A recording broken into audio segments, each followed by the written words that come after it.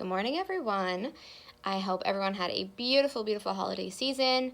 And now that the kids are slowly starting to get back to class, I thought it would be really nice for me to do a tutorial using a more fall type of wrap color, print, and whatnot. So I'm going to be using this really pretty leatherette print.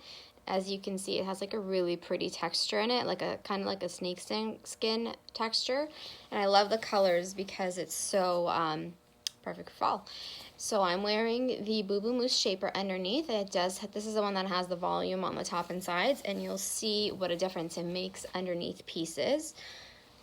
What I'm doing is I'm using this leatherette wrap, and I'm going to fold the front underneath itself a little bit so the stitching doesn't show. So we're going to take it to the back, crisscross, and bring it to the front. We're going to fold one side into thirds. I'm going to bring it up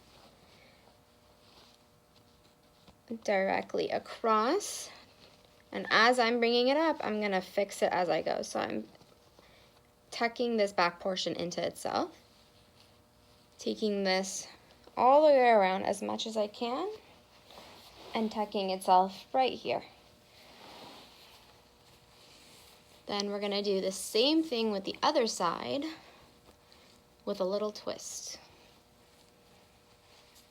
We're going to bring it up.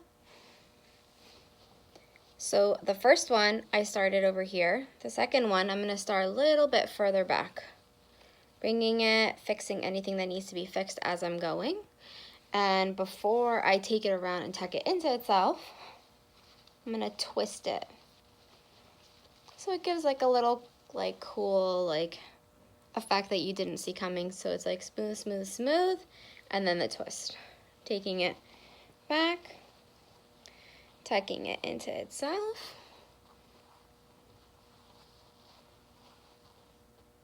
And that is it. Super easy, super simple, fun way to do this wrap.